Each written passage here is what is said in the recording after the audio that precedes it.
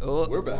What up? We What's live, good? baby. GRN. Welcome back, man. Hey, thanks, man. Yeah. Back. Yeah. No, I wasn't able to stick around for last week, but that's okay. You know, That's all right. It's been a fortuitous couple of weeks for Game Related Network as of late. Yes. Been working on upgrading, you know? Yeah. Oh, yeah. And it's coming together. We're getting our workflow set up, and we're excited to bring you guys more stuff, and hopefully it looks better. And if you appreciate it, don't forget to hit that like and subscribe button. I know YouTube likes it when people Cheers say to that. Yes. Repping the Yeah. love it. Man, we got a good episode coming up with the improvements. We got a little more dialed in. We still might have some of those technical issues with the work here. Well, who knows? Who knows? Who cares? We're having fun. We'll see. Yeah. But yeah, man, Yeah. I'm excited for you to experience this. Yeah. Us doing some live reaction, watching. Oh, man, that's it's, right. It's a new world over here. Yeah. And I'm loving living in it. So yeah, what's been good, man? Since you've been away, man, what you been up to? You know, when I missed last week's episode, I didn't even that whole week coming up, I hadn't really even been playing that many video games. I did play some super hot VR. That was something that I was keeping up with. But you know, I did end up downloading a couple games on my computer. I got Oblivion on Steam for about $15, so I've been playing that through. But most of all, I've been playing Beat Saber. Nice. Oh, hell yeah.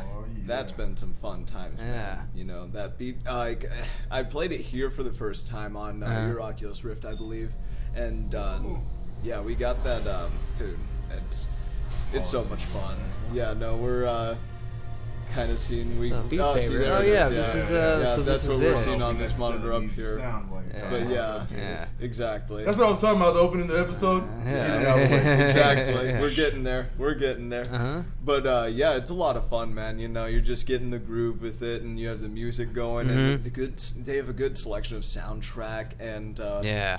you know, one thing that I will say this, I found it interesting because I had started playing, and right off the bat, they had given me the option, do you want the red and blue lightsabers swapped in campaign mode? And I was like, hell yeah, I do. I want the red. I want red in the right hand and blue in the left. And Okay. I just, you know, that makes sense more to me, to my brain anyway. Yeah. And I did that, and then I let my roommate try out Beat Saber, and he was like, oh, that's really cool, but like, you know, he had to get adjusted and everything.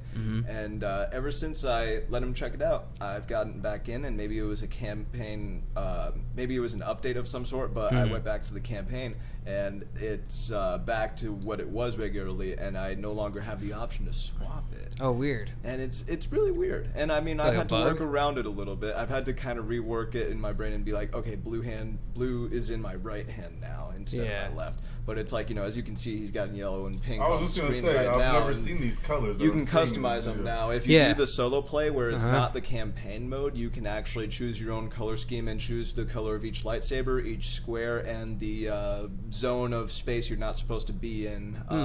You know, when you're in that space, the music goes like mute or whatever. Yeah. You can choose the color of that as well. And then I think there's also ways to choose the colors of the lights or whatever going on in the background as Yeah. well. Oh, that's dope. yeah. I haven't hit the Beat Saber up in a Yeah. while. Ever since Oculus had some tracking issues from the last little update with the fast motions, I had to put it down for a little bit. I heard they fixed it. I looked it up today, so Nice. Yeah, no, I'm trying to get back into that. it plays pretty good. Yeah. But yeah, no, I'm loving it, man. I'm loving it. Yeah. It's fun. That's great. Very much fun. Yeah. Beat Saber's dope, dude. Well, that's one of the most genius games Mm-hmm. in Yeah. VR. The application, like, you know, it's, Yeah. Yeah. everybody who gets a headset should have that game. You know, I I wonder what the agree. attach rate is for Beat Saber to people who have headsets. It's got such a wide appeal, and I know a lot of people that have gotten into it for Beat Saber. Like that's like people say a killer app, you know, for VR. I mean, there's a lot more potential I see in like certain killer apps or in what I expect from a killer app. But Beat Saber has such a broad appeal. It's got that fandom like DDR, you know. Yeah. Yeah. It's crazy. Yeah. Yeah, and you mean you put the lightsabers in it? That's gonna anyone who likes Star Wars or lightsabers is gonna take a look at that. Oh, yeah. Exactly. I don't care what I'm swinging at. I get lightsabers. Yeah, You know? exactly. They could change the colors. I feel like that they could have had like a little nod in there, like you could unlock power crystals, have different colors, you know, put in your hilt or something like that. Well, and that's a perfect adaptation of like your input in VR too, right? Because like your movements are 1-to-1 for what you're doing in the game. This is I was watching John Carmack earlier this week on Joe Rogan's podcast, and he was talking about why he likes Beat Saber as a VR game, is because, you know, like in a lot of VR games, you're mimicking or miming like what you're doing, and it's not always as fluid of an experience necessarily.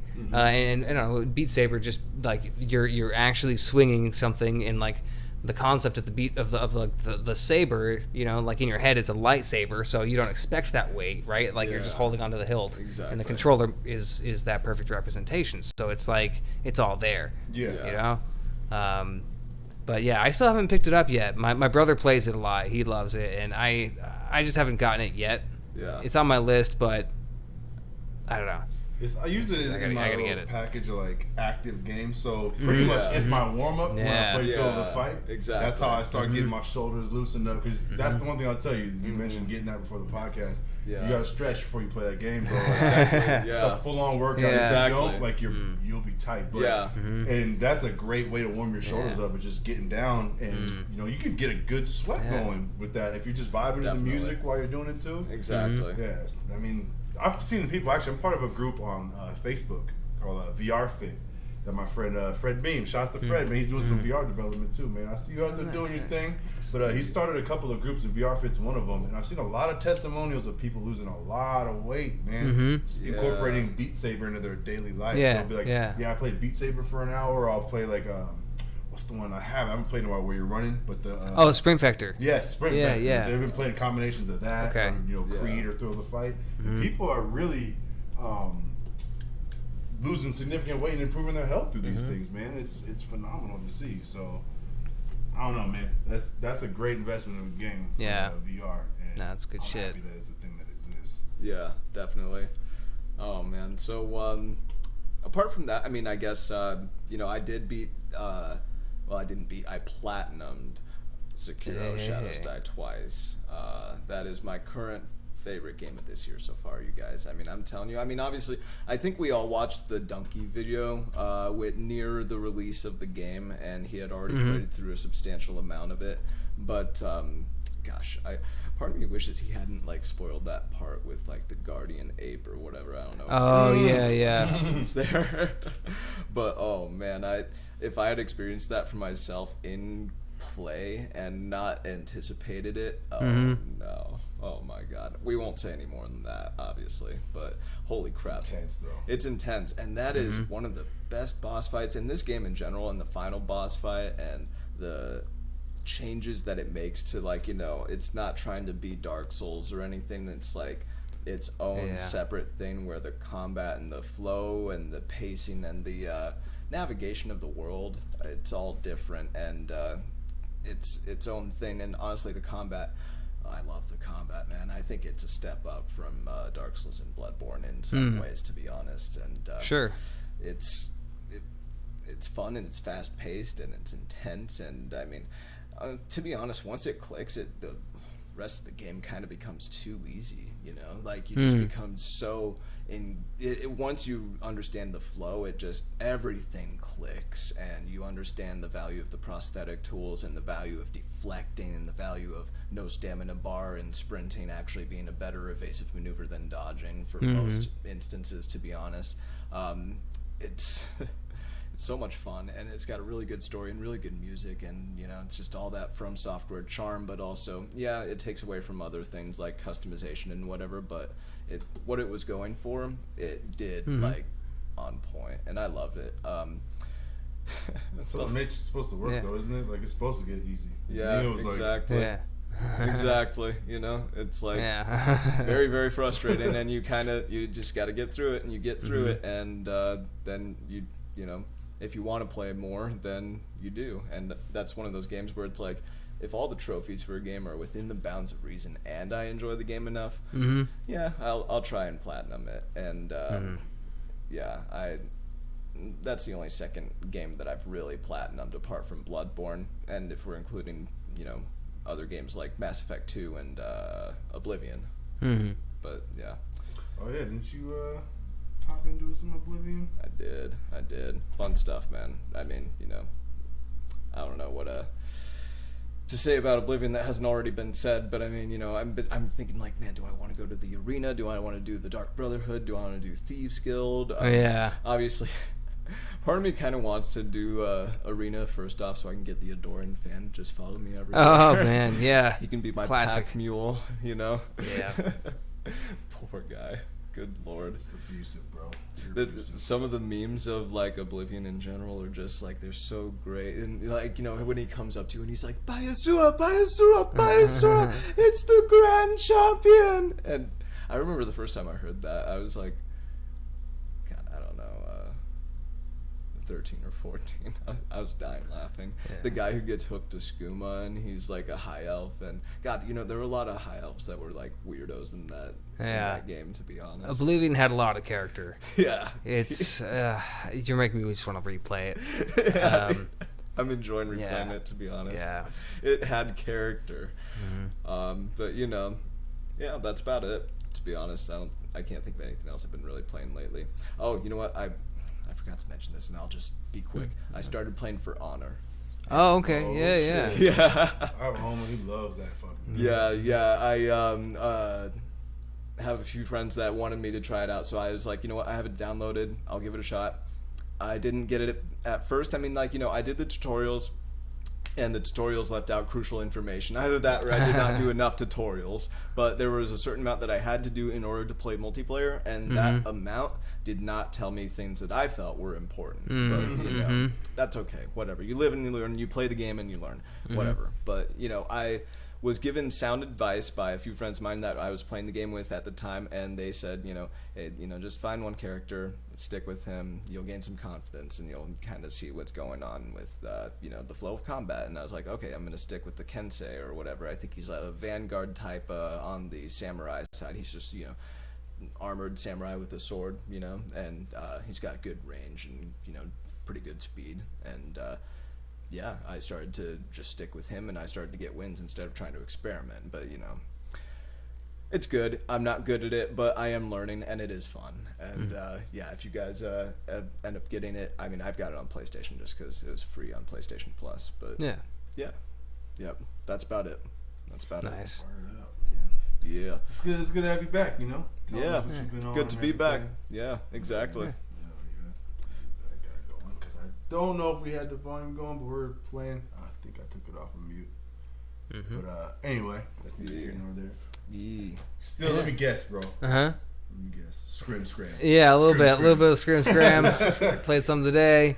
There's a pre-release of the VRIK 0.7 release, so he added just more tweaks, more settings for the holsters and stuff. So I was playing around with that. It's working well. I fixed a couple bugs here and there. There was this one thing, so he has like a really subtle head bob that he made into the mod. Oh, okay. It's really nice, actually. Like, you would think in VR, like, anything like moving your head would be like really discomforting, but it's super smooth and like it adds to the immersion. Because I turned it off and I was just like sliding around and I was like, this feels weird, you know? Like, it's you're on a rail. Yeah. So it's a nice addition. But along with that head bobbing, like if you're wearing a ring, the ring would move with the bob. So like, because of, like, the way this guy's like tearing Skyrim apart from the inside out to like make this IK system work. So just like seeing all your armor and stuff, for whatever reason, the way rings are attached, your ring would like float up and down along with your head bob as you move. Oh wow. Yeah. So I mean, you don't notice it when you're playing, you know, like, and it was worth it, you know, as far as bugs go. But I think, he's got that squashed. But yeah, lots of fun. I played a little bit of that. And then I played some Pavlov as well. Pavlov, I wanted to tell you earlier.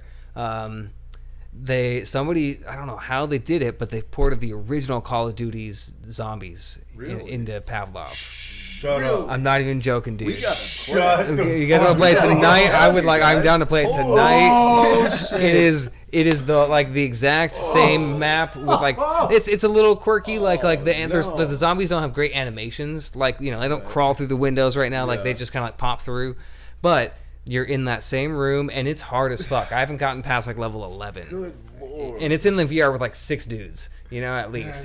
But yeah, you got like Pavlov weapons and stuff, but dude, it's there. It's fucking awesome. We've been getting down on Onward and shit, but now, we gotta switch. We gotta swap over for a bit. Yeah, you know? yeah.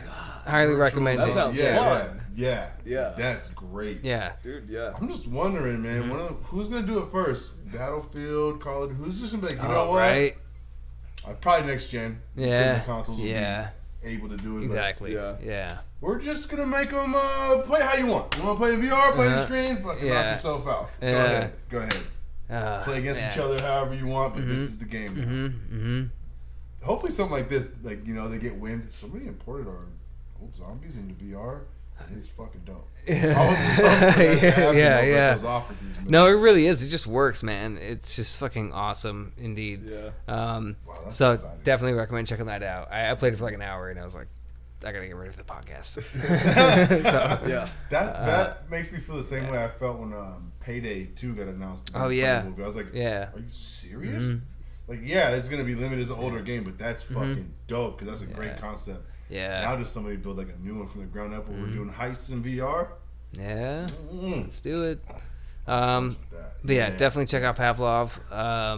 They had a good index update too, where like the finger tracking is visible to everybody, and they added like a gore system as well, like decapitation or like dismemberment, I guess, in a sense. So like pretty, you know. Really? Yeah, I don't know how in depth it is. I haven't played it, but I saw a couple GIFs of it.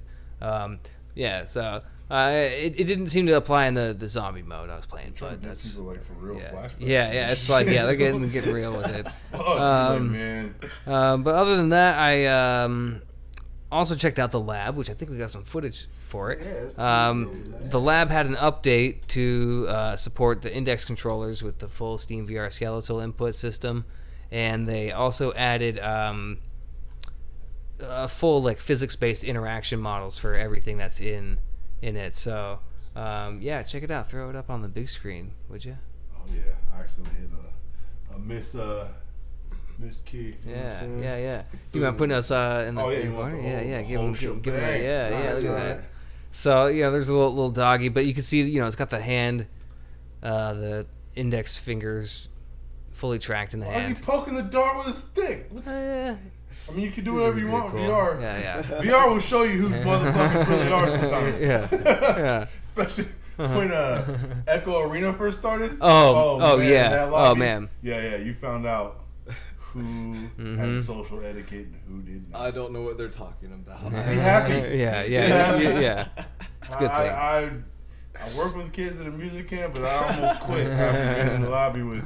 I was kids in VR. I almost hated them. That early an adopter of VR necessarily. It still goes on if you go into Echo this day. Yeah. I remember one of my buddies got a headset, and I was showing him Echo Arena, and it didn't take very long for me, somebody to start, jumping around on me. Yeah, you might take a couple cold cry showers. Dude, it's kind of hard to believe that I've already had my headset for like 9 months now. Oh yeah, man. Yeah. It's like, damn. Yeah.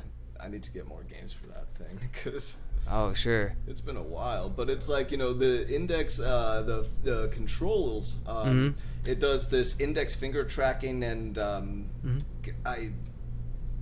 I guess I don't know exactly. I guess I won't really understand it until I try it. Honestly, it's if you're familiar. I mean, obviously you're familiar with the Rift's finger tracking, right? So it can tell whether or not you're touching the controller or pressing it down, and to what degree. So it's just like that, but instead of first with your thumb and index finger, instead of just having a binary like on and off, it's got more degrees to it, and then it's close or far away. Yeah, and then it's also got the triggers. Yeah, your the rest of your fingers on your hand, because those are all on one big kind of tracking pad or tracking surface. That's also like a grip squeeze button, in a sense. That's about it. But yeah, there's a bunch of activities in the lab, and they all got updated with that physics though, where you can play with things and. Whatever that is, that looks fun. You can check it out. It's Steam VR. It's the lab. My medieval soul is evil. I'm glad I live in the modern age. Yeah. You might have to get a couple more sessions. That what was that one where we were like kind of dungeon crawling through and like we had bows and arrows? Rec Room. Oh yeah, yeah. Mm-hmm. Okay, yeah. No, we might have to go back to that and hell yeah. See what's good there. Cause, yeah. That's what I'm thinking of right now, and that was pretty fun too. Yeah. And I was still trying to get everything figured out with VR at that point. For sure. I definitely recommend checking out the lab though if you guys haven't done that. It's one of the best like VR intros too for showing people. Nice. Because there's a bunch of different little demos and that's available on Rift as well. It's through Steam VR, so you just download it on Steam VR and launch it on Rift, and it supports it right out of the box. But it's a lot of fun. Nice. And the update was cool. I don't know. It seemed like they might have added a little bit of new content, but just the interaction update was on its own fun to check out. Yeah. Technology. Man, the fact like that headset getting released and updating everything to adapt for the new capabilities of finger tracking and Call of Duty Zombies being Pavlov now. Yeah. Seeing Stormlands getting closer. Yeah. Oh man. Yeah, we should have got some of that footage. Yeah. Some of that up. I mean, I can still pull it up. Yeah, maybe later. Yeah. Or yeah. But yeah, Stormland's looking dope. Yeah. They showed some footage. Was it at PAX or Gamescom as well? I haven't seen it, honestly. We should pull that up. Yeah, it's looking pretty cool. What was your impressions of what you saw from it? I mean, it looks good, man. I mean, I guess nothing specific. It's from what I've been seeing so far, it looks like a game I want to play. I mean, it's got all the bells and whistles that make it a VR title. Like the way you're interacting with the environment and climbing, and like it's got a cool locomotion system where you're kind of surfing or like you can glide and fly around ship. See, that's what I was more curious about is how, because it's such an open game, how they go about moving around and capabilities. Because the trailers sometimes, man, they'll be deceptive with trailers. Yeah, so you see this great looking trailer, and you're like, yo, this looks incredible. See this also. Good lord. Yeah, a little audio. Prepare to reclaim your world as you journey through mysterious ruins atop the clouds in Stormland, an ambitious open-world action-adventure coming holiday 2019 to the Rift platform. Tempest strongholds dominate the once lush and fertile planet. You have a diverse set of combat tactics available to dispatch your enemies, and it'll be up to you to decide the most effective approach for each scenario. Your stealth abilities and your natural cunning make it possible to clear entire enemy bases undetected. You can use environmental cover in combination with a cloaking arm to eliminate patrolling guards with silent precision. Or you can stay at a safe distance and pick enemies off with a sniper rifle. A well-placed projectile can create a chain reaction of environmental havoc. With your advanced movement abilities, you can soar through the slipstream to dispatch Tempest patrols with ruthless speed. Bound up high towers, then rain fire from above with dual-wielding SMGs.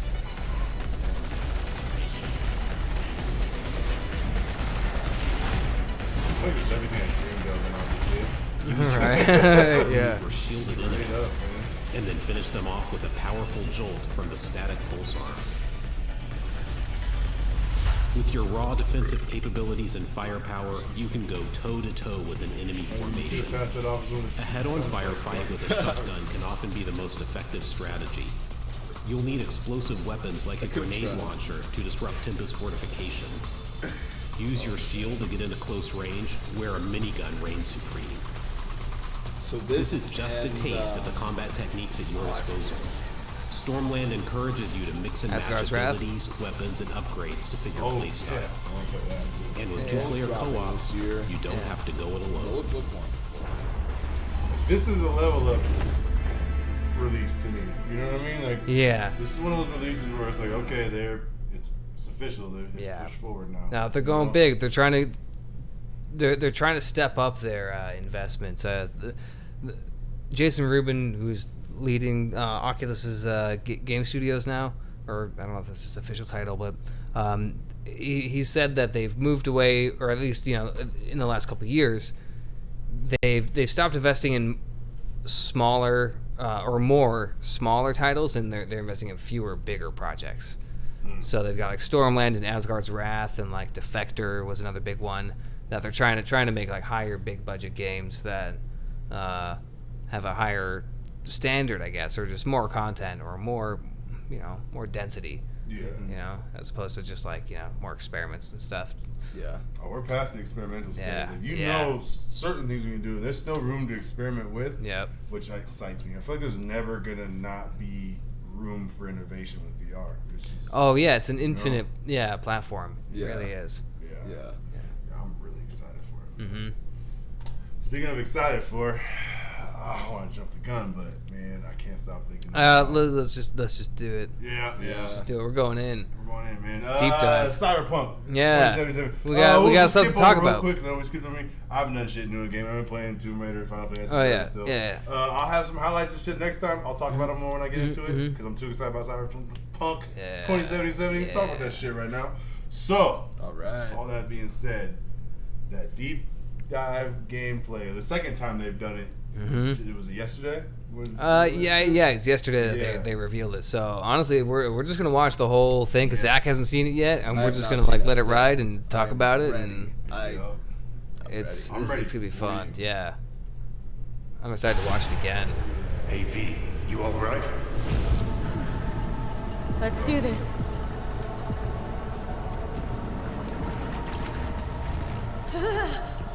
You won't give out what this is.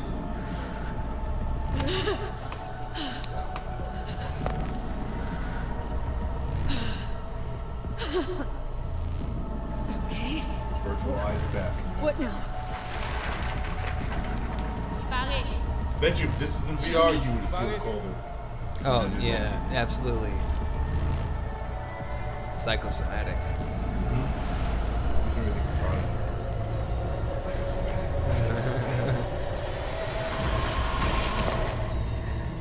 That shit is fucking insane. That's all Ghost that in the effect. Shell shit. Yeah.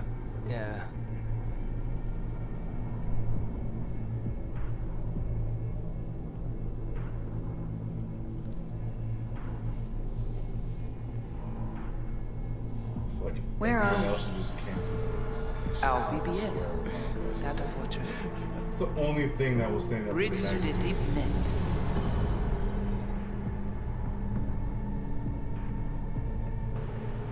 Beyond there are no borders.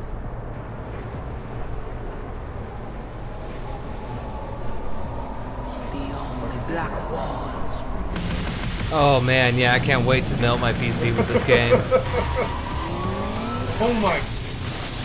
That motorcycle. Every time I see it. Yeah. I'm for sure getting more. Cyberpunk 2077 2019 deep dive video.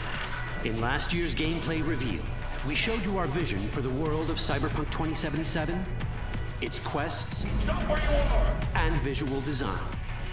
This year, we'd like to give you a peek at some of the playstyles you'll be able to adopt as your character progresses through the story. You're about to see sequences embodying two distinct approaches to playing Cyberpunk. Well, it's interesting seeing the connections, though. You know, like as I was watching this video, I was trying to look at where the technology that was in The Witcher, where that may apply here.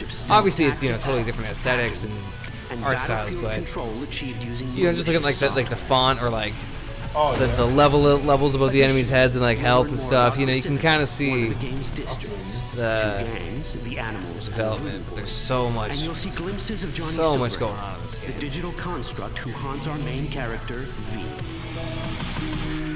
A word of caution.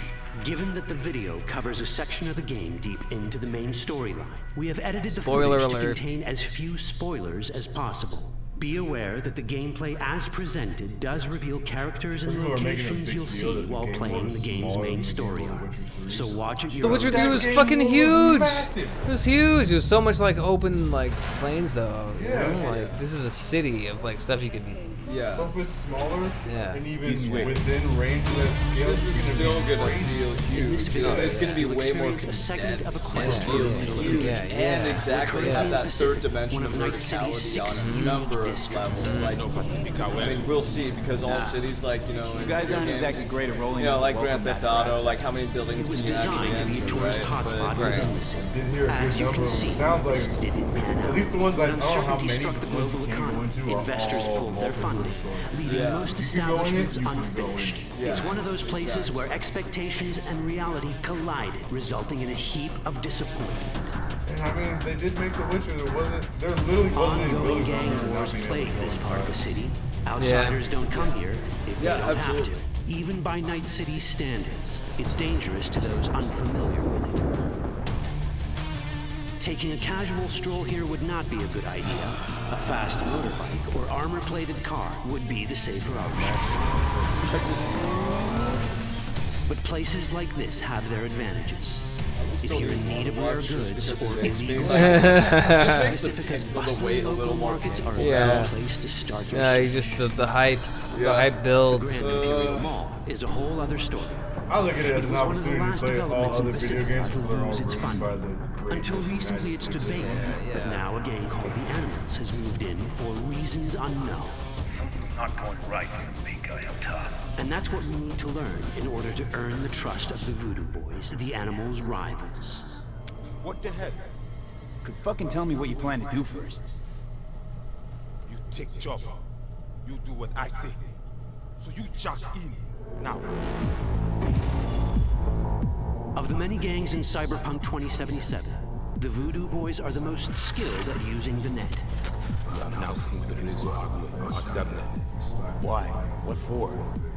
You are my vessel now. I should have said something. This mysterious gang of highly skilled netrunners has close ties to the local Haitian community. You are V. I'll just say, We have like, been waiting. Haitians settled in Pacifica in the 2060s after natural disasters struck their island and forced them to emigrate en masse. The Voodoo Boys gang formed around this same time, though at a smaller scale. Now the gang effectively rules Pacifica. The Voodoo Boys don't usually work with outsiders. Lucky for us, it seems they're prepared to make an exception this time. Mr. Hansen. Said you got merc work needs doing? Still, to earn their trust, we need to prove our worth. Placide, they have that one of the kind of Voodoo Boys' higher-ups, has offered us a like mission. 80 We guys need to to infiltrate the Grand Imperial Mall, Yeah. currently occupied by Yeah. the Voodoo Boys' deadly enemy, a gang called the Animals. It's not as dope. I don't want it to happen in Haiti.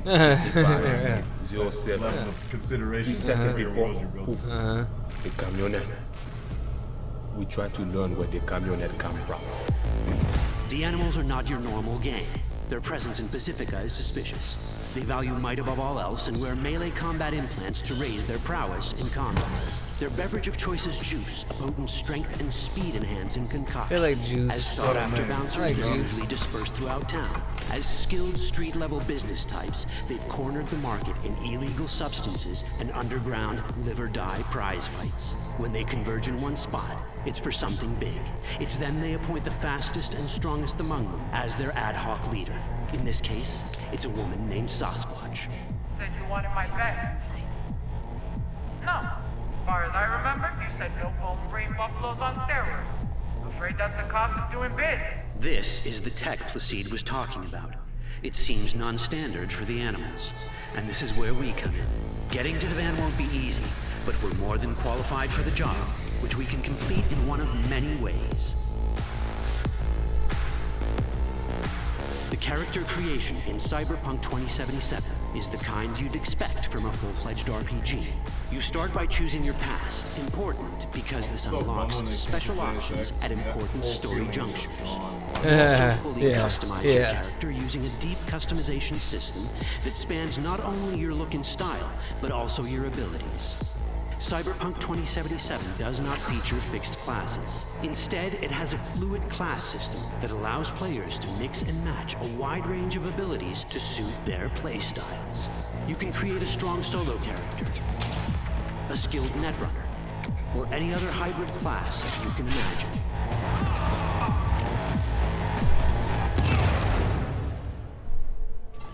let's see how a solo play style in Cyberpunk 2077 might work. Solos prefer a direct approach. They use guns and might to get things done. So let's wreak some havoc. With our enhanced strength, we can strip this turret of its weapons and give the animals a taste of their own medicine. This is how a player investing in solo abilities might live out their Terminator power fantasy. Enhanced strength lets us force open doors, or grab enemies to use as human shields. Oh, shit. We also gain access to powerful melee combat cyberware. So even someone as fast and strong as Sasquatch, the leader of this group of animals, is not impossible to beat for a solo. But Sasquatch has a different game plan. She's out to jack in and hack us.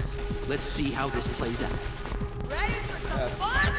That's strong. What's going on?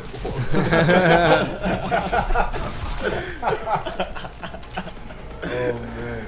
Oh yeah. Go out on the road, try to call any real woman a Sasquatch. See what happens. Oh man. You might get some of the same. Yeah. It's our choice. You know, If we screen push right her here. off or spare her. You're Cyberpunk, your rules. Oh.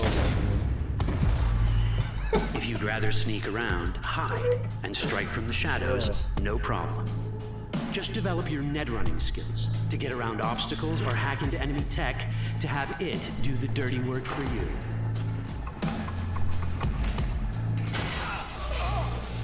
Oh shit. Net running abilities mean hacking skills that let us use our cyber deck to breach access points. For this, we fill the buffer of our cyber deck with a string of instructions represented by these letters and numbers. Matching the instructions for basic access grants us control of devices connected to this network. The more instructions we match, the more control we gain over elements in the network. We can hack our way through in numerous ways. A quick hack may grant us control of the security camera. Yeah, Another one should let us tweak the difficulty of the training bot to create a distraction. I guess we'll know if we decide to go down that road. Yeah, I definitely want to go hacker route. With our nanowire, we can even hack this guy's implants from a distance. Wow. In this world, almost everything is connected to a local network. And that means it can be hacked. So I don't need to play Watch Dogs either anymore. Yeah. Which brings us back to cyberspace. Right. You can even race. You don't get to do anything in the net unnoticed. There's always someone watching. It could be corpos, or even worse, it could be Netwatch. And that is exactly the case here. Who is it? They. Netwatch. They're always out to fuck us. Netwatch and the Voodoo Boys are like fire and ice. The first of these wants to maintain the old order and protect people from AI anarchy originating from beyond the Black Wall. The Voodoo Boys want to establish contact with the free AIs. They believe this will enable their boundless expansion on the net and grant them the upper hand over Netwatch. Netwatch sees this as the end of the world. Both are right. Whoa. Hey. How you deal with the Netwatch agent is entirely up to you. Do we side with the gang? Choosing to be on Netwatch's bad side is never wise.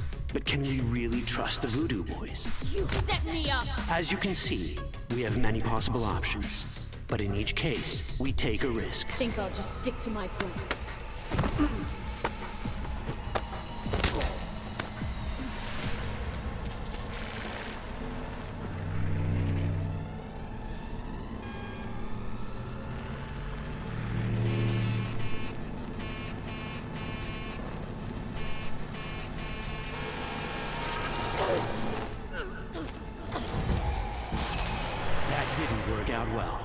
In the world of cyberpunk, few things go as planned. And that was just a glimpse of how complex the branching storyline in Cyberpunk 2077 can get. Crazy. Every decision you make I know I'm just gonna play this game like 9 times. How the world reacts to you and affect all your sorts of different relationships characters. with those around you. One of those relationships is special. Ever heard of Johnny Silverhand, a rebel rocker boy who will be your companion throughout your adventure in Night City? Come on, really think you give a rat's dick how you look? Like everyone in Cyberpunk 2077, he has his own agenda. You'll decide if he'll be your ally or your enemy. And that chip in your head, the one thanks to which Johnny lives inside your mind. Well, that's a story for another time. I'm ready. I'm ready.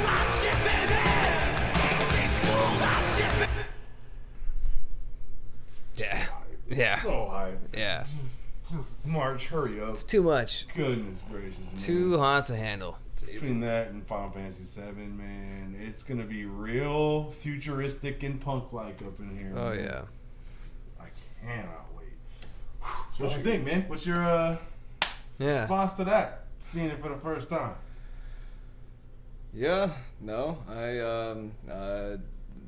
April cannot come soon enough. That's gonna be that drops in April, right? That's gonna be a fun. It's gonna be a fun time. The gangs, the world. I wonder how many more gangs there are than what they show.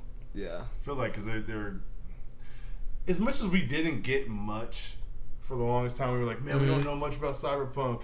They give us huge chunks when they do. Oh give us something, yeah. man. Oh It's yeah. like little teasers, like here, man, like a 20-minute dive. What they've shown so far just gives me more and more confidence. I mean, every time I see it, it's like I know this is okay. Yeah. Yeah. Oh, I have all the hit faith. the mark. All the faith. Yeah. Man. After that, even before that, I've never not had faith in it, but man, I'm hype on that. Another game came out I'm hype on. I wish I was playing it already. It's Astral Chain, man. Astral Chain. Oh, that looks fun. I've been loving what I'm hearing about the reviews and Platinum being. I feel like I put it on here. I don't know if I did though. I think you did. I think so. I did, but yeah. There it is. There it is. Yeah, man, I can't wait. Platinum has outdone themselves with this joint, I believe. Dude, we'll see, man. I mean, I'm excited. Nier Automata, pretty great. I still haven't played that, man, but everything I hear about it is like, oh, that's a classic. It's the most underrated game of all time. So I hear about that a lot. Pretty great. Like, I definitely recommend it. That being said, I mean, look at this. Like, good lord, they were striving for a unique vision, and that's part of Platinum's charm is that they really give experiences that really no other developer does for the most part. And I mean, it's like the Legion is the robot or whatever that you can use to fight alongside you, and the Astral Chain is what connects the two of you apparently. And there's just from what I've heard, there's just this flow with combat that feels unique, where it does feel like fun in an action game to harness two characters at once in combat because of this mechanic in some way or shape or form. I don't know exactly how I would describe it because I haven't played it yet, but that's kind of a summation of what I'm hearing about the general combat. So we'll see how that goes. And it's like, they're integrating story and, sections like this with motorcycling and going around the city and whatever, and kind of learning about the setting and the world and the characters. And, there's that story element that is there that is being taken more seriously in a game such as this or Nier Automata than, say, Bayonetta. Or Wonderful 101. But yeah, gosh, as a Nintendo fan and Platinum fan, I should probably play Wonderful 101. But I don't know what that is, man. What's Wonderful 101? That's a Wii U exclusive that was made by Platinum, and it's like a little cult classic on there. But I'll talk about that when I've actually tried it out. But apparently that's a little fun one from Platinum Games that most people don't know about. So, this looks great, though. And, I mean, I think it's already gotten pretty good reviews and pretty good success. maybe, I mean, I don't know, we'll see, but, you know, these Nintendo games and these, you know, big titles on Nintendo Switch seem to really succeed, even in instances where they don't necessarily deserve to, such as, what was this game that came out recently? It was like a Castlevania kind of game, but it also came out on PlayStation. Bloodstain? Yeah, Bloodstain, that's it. Ritual of the Night, or something like that. Spiritual sequel to Symphony of the Night. Yeah. It is Ritual of the Night, Yeah.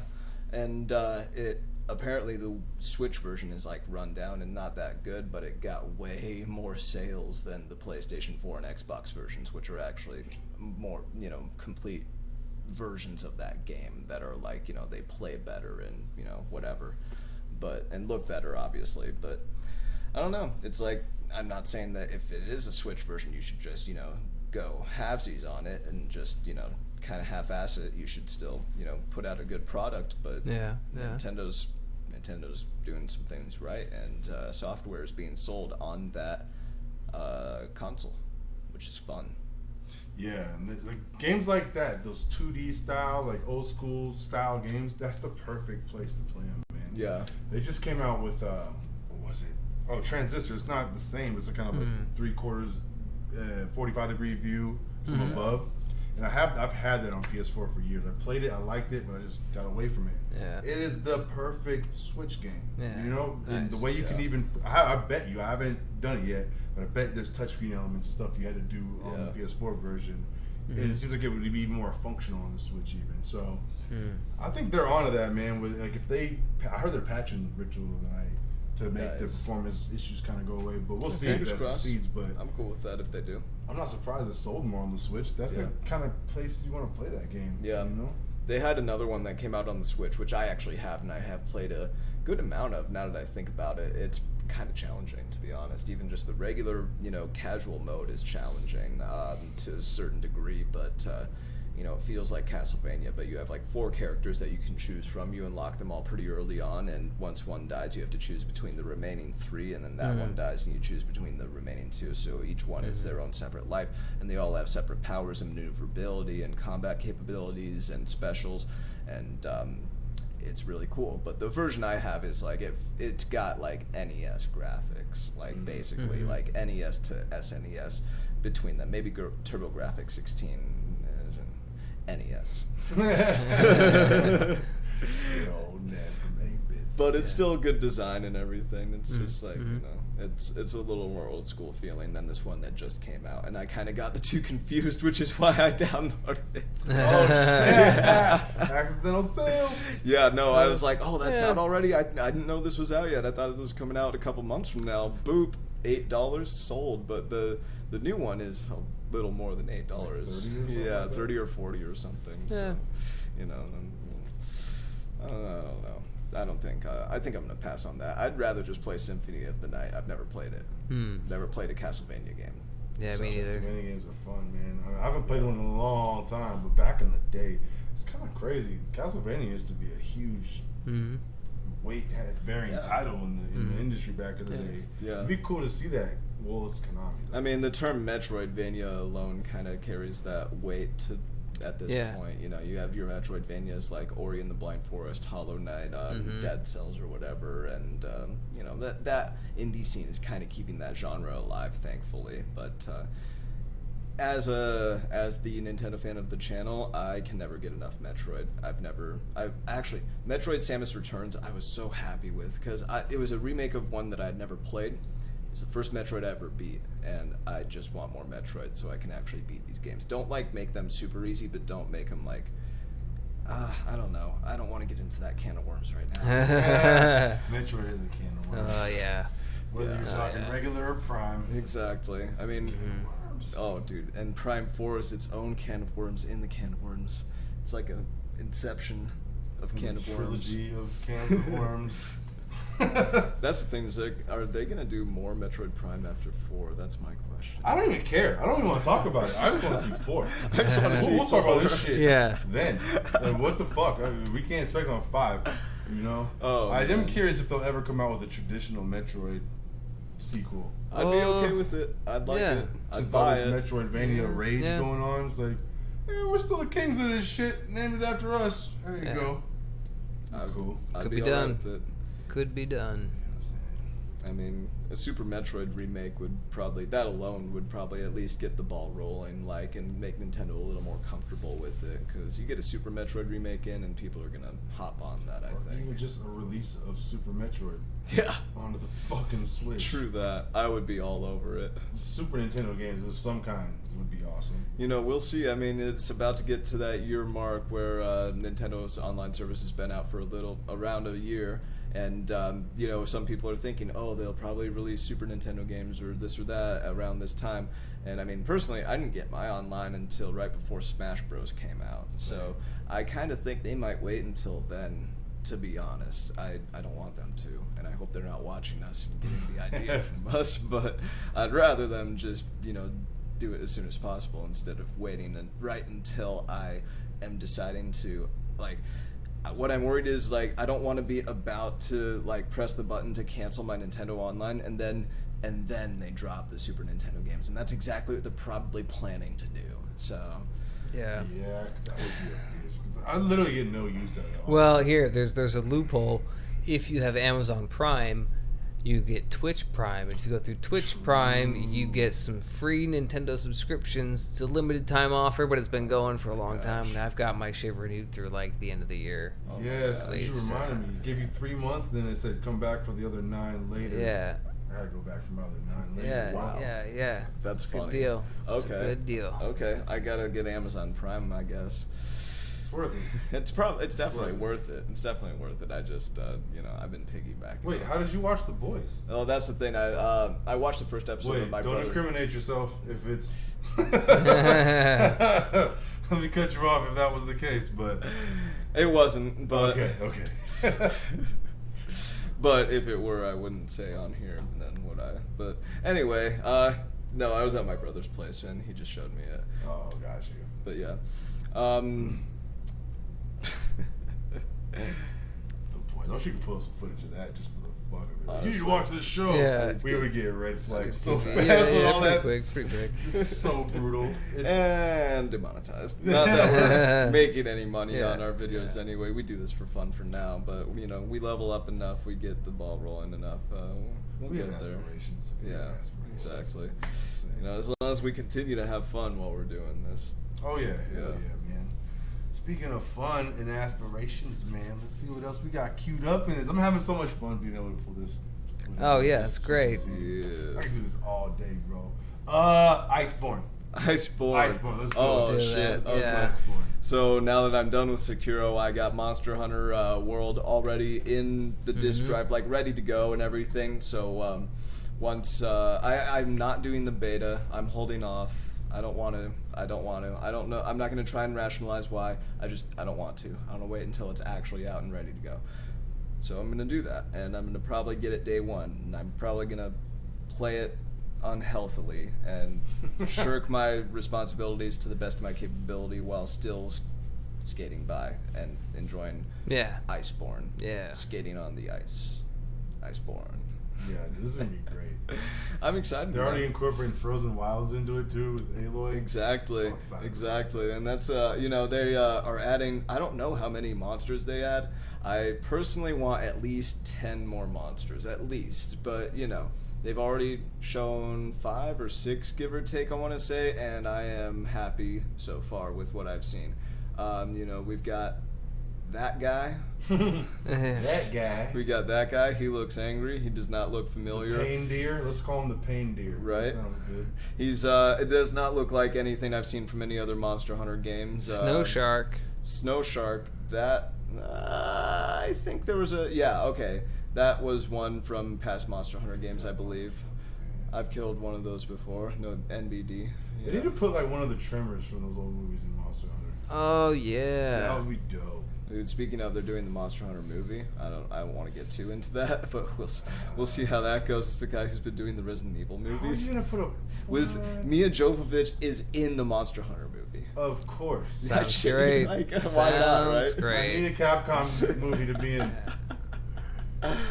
Oh, it's fine. I'm What cool plot are with they it. gonna follow?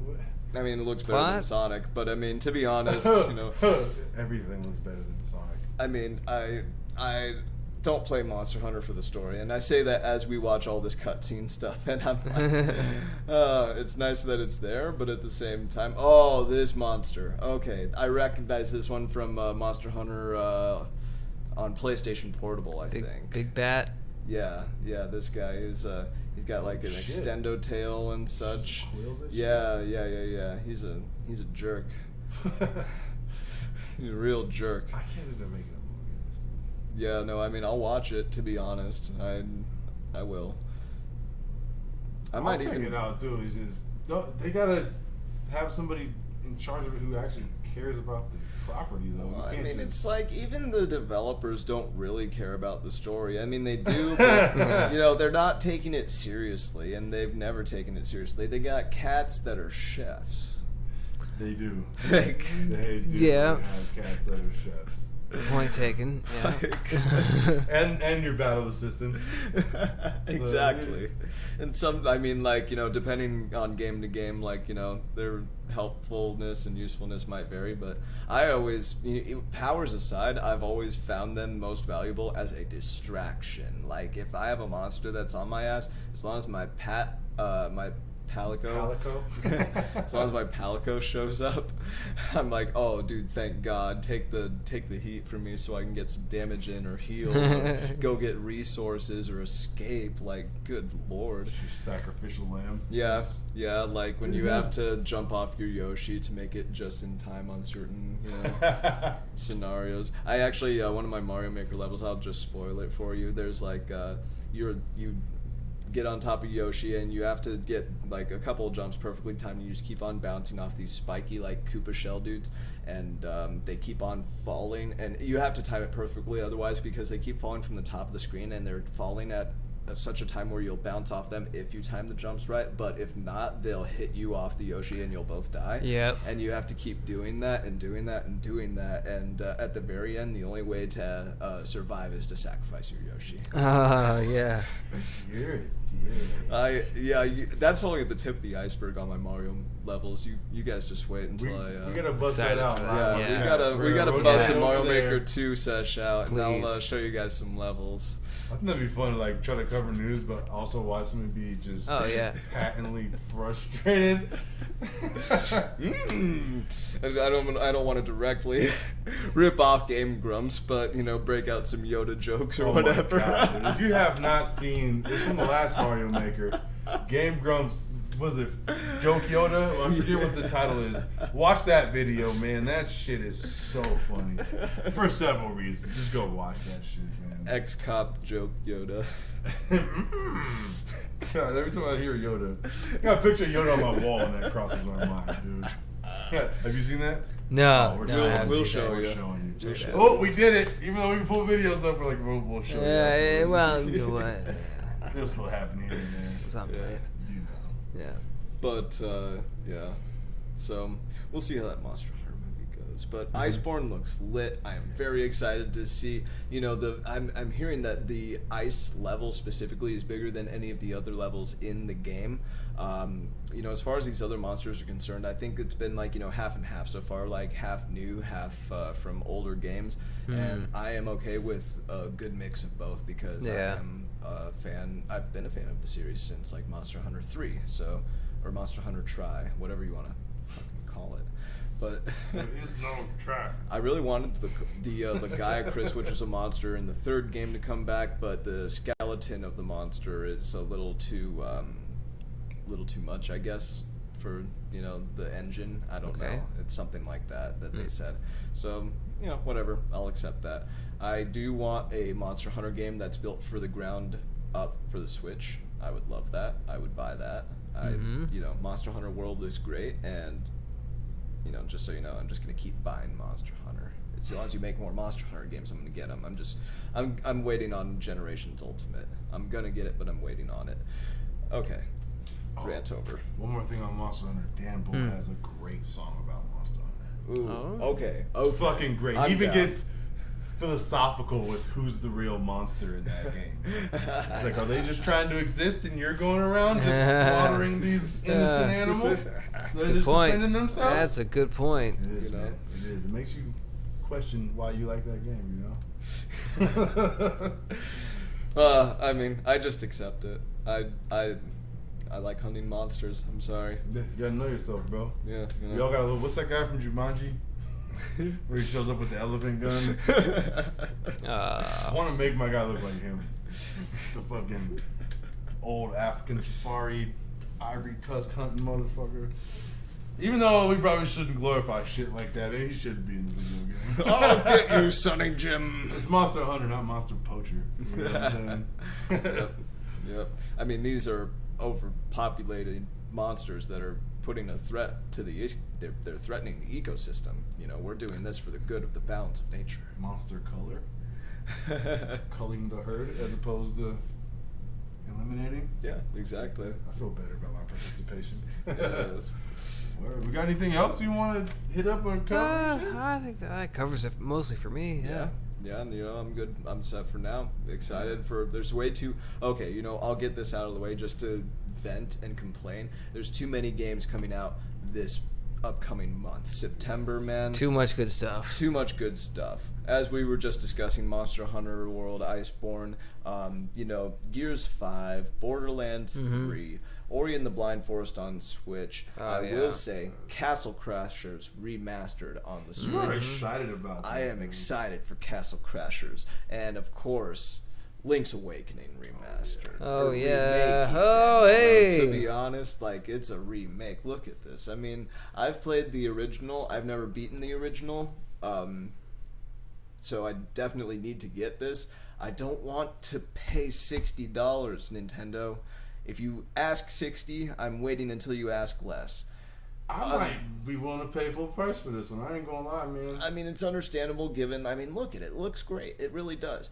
But there's too much coming out in September. Yeah. I'm not mad at that logic. You gotta pick and choose, man. Yeah, I mean, it's like, you know, unless it's still $60 and, you know, there's a dry spell in 2020, I mean, you know, the only way that's happening is if January and February are blank, because once Animal Crossing and Cyberpunk drop, it's all over. Oh. It's all over. Oh, yeah, exactly. Like, it's all over. I know. For the rest of the year. Yeah. Yeah.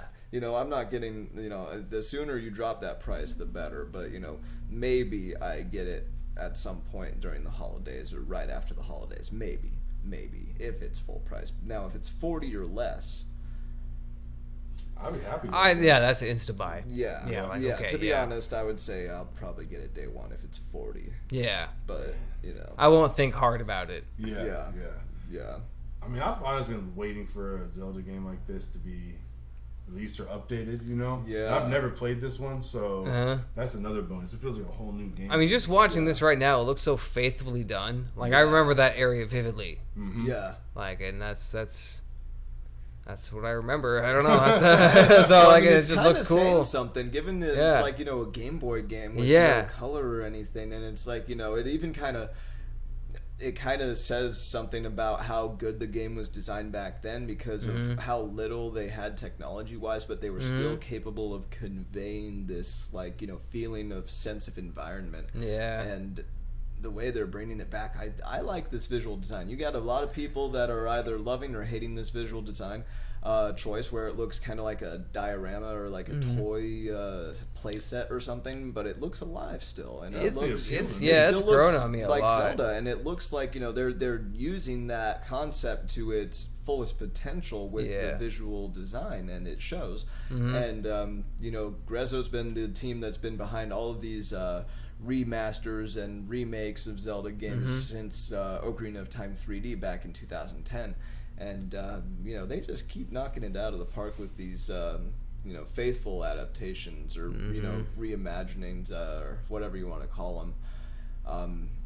Looks good, man. I mean, now they have the engine built and everything, they could bring back A Link to the Past real easy. Oh, just do them all. Just do them all. The OG Zelda. Man, I would. I mean, okay. You kind of, I don't know how, but you just kind of talked me into day one regardless of price. I don't know how you did that. I mean, I don't know if I even did it, bro. Just looking at this, it's Zelda, man. It's Zelda, this man. Is what made me love Zelda was this style of Zelda. I liked the first Zelda for sure. a lot, but A Link to the Past was what cemented it. I was like, okay, Yeah. This shit is amazing. This whole world, I get it. Yeah. And this is the updated version of it, man. Exactly. All of this. But yeah. No, I'm in. Yeah. That and Astral Chain will probably keep me good on my Switch until March and April come about. Dude, Fire Emblem still got... I still kind of want to continue my second playthrough right now, to be honest. Fire Emblem was great. That's the only contender for Game of the Year for me so far, minus Sekiro. Sekiro was awesome, but... Hell yeah. Dang, Fire Emblem was... That was a fun ride, man. I was hooked. Oh, yeah. I'll say good things about that. Listen, Gears is coming up, too. That's going to be one that I think is going to be a nice package. I heard it's a lot different from traditional Gears games. Mm-hmm. Yeah. So hopefully that's a good departure. I'm glad they're taking a risk with it because, it is a legacy franchise that people love. Really is, yeah. You take risks with those, some people freak out, So it's a risky thing they're doing, but I have faith, man, that they're going to do it right. I'm excited for that. Ex Machina coming up too. I feel it's going to get lost in the shuffle, unfortunately, but I think it's going to be a good game, and that might be one of the price drops sooner than later. That'd be cool to check out. Exactly. But yeah, as far as I think that kind of covers the next month or so of what's coming up was anticipated. But, yeah. Goddamn an Ex Machina, but I mean, not the best time to put that game out, in my opinion. Oh yeah, There's just a lot of competition. Yeah. Looks really good though, so does it might look be good. one of those ones with the quality. If it can break through on quality alone, it's gonna be a hell of a statement for that game. Yeah. And that crowded window, they tested themselves. I gotta admire that. Yeah. I assume it'll pass like 1 million units. Like it'll at least be a decent success. I think that's one of those games where that's still considered a success. Well, they did put that beta out too. Oh, a lot that's of people right. did that, and a lot of people liked it and had feedback for it too. So that might have gone a long way. Exactly. Yeah. Fingers crossed. Hope they do well. Hope everyone does well. It's games, man. It's all exactly. You know what I'm saying? More good games for everyone. That's fine. We're all happy. Speaking of happy, we leveling up. I'm happy about this. Yeah. This is our first time doing this new format with all three of us. Yeah. Hope you all enjoyed it. Again, there's a like button. There's a subscribe button just below us here. There's a bell too if you want to know. If you want to get woken up at midnight on Saturdays when we're doing this, that's what that button's for. Or streams at random times those happen. Yeah. I mean, sometimes it's at reasonable hours, but for the most part, we'll be here pretty late. So I hope you all enjoyed it. Thanks for tuning in to the Game Related Network. Oh yeah. Next Saturday, most likely we'll be around, baby. We'll holler. One time, it's hip hop for life. Hip hop for life.